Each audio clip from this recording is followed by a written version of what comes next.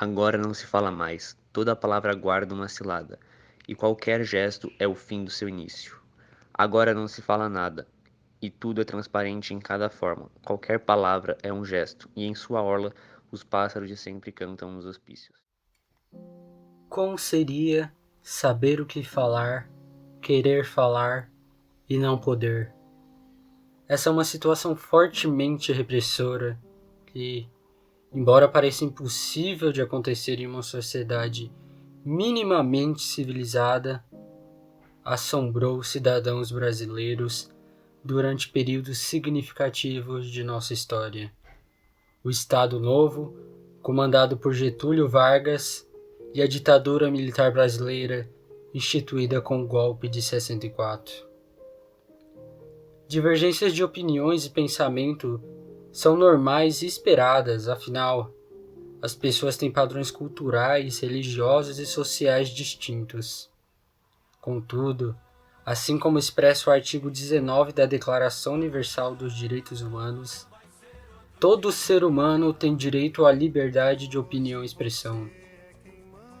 Na ditadura militar, para que conteúdos midiáticos e afins pudessem vir a público, eles precisavam primeiro passar pela Divisão de Censura de Diversões Públicas, o DCDP. Nesse sentido, no âmbito artístico foram censuradas diversas peças de teatro e inúmeras músicas. Você, Glauber Pedro, você, Glauber de Andrade, você, Glauber Rocha. Deus e o diabo não estão em lugar nenhum. Só o sol continua a queimar a rocha. Quem é você? Quem é você? Quem é você? Mas afinal, além da censura, o que marca o Estado Novo e a ditadura militar? O que marca o Estado Novo é exatamente a existência de um regime autoritário, onde há a supressão do legislativo, uma submissão do judiciário ao executivo, né, e um executivo extremamente forte, né, concentrado nas mãos de Vargas, que tem nos estados, né, os seus representantes escolhidos, os interventores. Quanto à ditadura militar, estabelecida 19 anos após o fim da ditadura Vargas, além de haver o Congresso Nacional, também foi estabelecido o bipartidarismo, que durante o governo Vargas não era permitido. Entretanto, esses falsos atos democratas eram amplamente ofuscados pela grande censura e tortura que marcaram o regime. Mas é em 13 de dezembro de 1968 que chega o golpe mais duro da ditadura militar, o Ato Institucional número 5, o famoso AI-5, uma medida altamente repressora que assombrou o país durante os anos a seguir. O Ato Institucional número 5, o famoso AI-5 de 13 de dezembro de 68, levou o regime militar a se tornar uma ditadura absolutamente sem medidas, suspendendo habeas corpus e abrindo margem para a criação de sistemas nacionais de repressão política, de espionagem, de informações, de segurança, propaganda política, a censura da imprensa, que se ampliou muito. Portanto, indubitavelmente, o AI-5 deu essa virada no regime militar, e muitos, inclusive, chamam o AI-5 de golpe dentro do golpe. Eu não gosto dessa expressão porque dá a impressão que não havia a perspectiva de endurecimento do regime, que isso aconteceu do nada em 13 de dezembro de 68. Após a instalação do AI-5, o Brasil conheceu a explícita repressão e censura característica daquele período sombrio.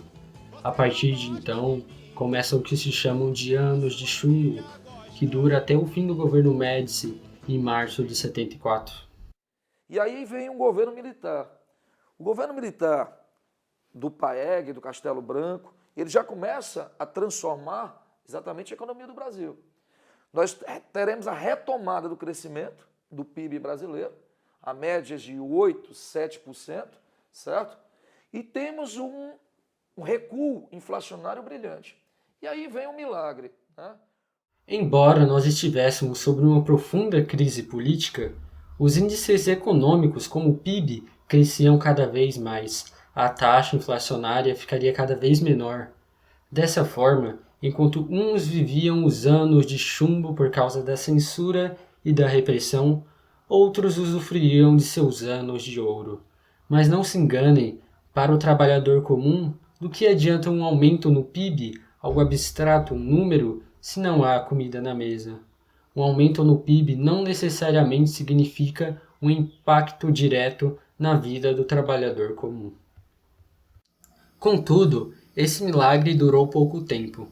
Com o desgaste do governo ditatorial, surgiu em 1979 a Lei da Anistia, que fazia parte de um processo político de abertura lenta, segura e gradual.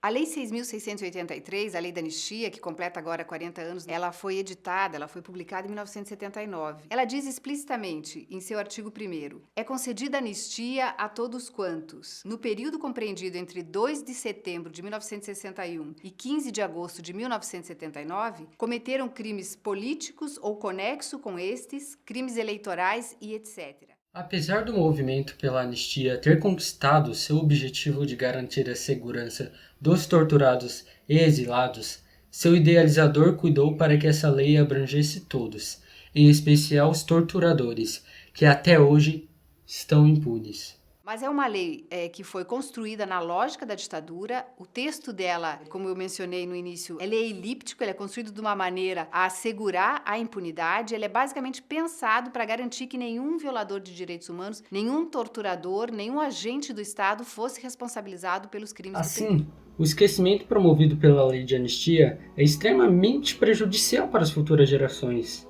pois elas podem não saber o que realmente aconteceu durante aquele período, e mesmo as pessoas que viveram aquele período podem não ter noção dos malfeitos da ditadura. Afinal, a censura empregada era muito forte. Aqui não cabe falar de lembrança ou esquecimento, pois não pode se lembrar de algo que não se sabe. Eu acho que um dos maiores crimes que a ditadura cometeu não é só a questão da tortura, dos assassinatos, dos desaparecimentos. Isso aí é a coisa mais exacerbada que eles cometeram. Eles cometeram muitos crimes, mas eu acho que o grande crime que eles cometeram foi o obscurantismo, a censura, a coisa de não permitir que as pessoas soubessem, né? Então, não permitir que a pessoa soubesse o que estava acontecendo na rua de trás da sua casa, por medo, é um crime. E isso leva as pessoas e os filhos dessas pessoas a não saber o que está acontecendo, a não querer saber por medo. A anistia é comumente vista como uma espécie de perdão. Em análise mais profunda, isso pode ser errôneo por diversos fatores. No dia a dia, o perdão é algo bilateral, de acordo com ambas as partes. Contudo, a lei final da anistia foi algo unilateral. Além disso, só é considerado perdão quando há o reconhecimento dos papéis e responsabilidades da comunidade em relação ao conflito em questão. Isto não é visto durante a concretização da lei de anistia, pois o Estado brasileiro, além de não reconhecer suas violações dos direitos humanos, faz com que esses atos não se concretizem como crime. Assim, a anistia brasileira não garante perdão, mas apenas o esquecimento desse período. Perdão não é considerar que o erro nunca aconteceu, mas justamente o contrário, reconhecer a existência dele, almejando uma futura conciliação. E é nesse sentido que surgem os lugares de memória, visando garantir que os meios adotados para o esquecimento não tenham vez, proporcionando aos brasileiros a possibilidade de conhecer o nosso passado, além de homenagear os desaparecidos políticos e os sobreviventes desses momentos de nossa história, tendo em vista que, como muito se fala no imaginário popular, aqueles que esquecem o passado estão condenados a repeti-lo. Carcará, pega, mata e come. Carcará, não vai morrer de fome. Carcará, mais coragem do que homem. Carcará, pega, mata e come.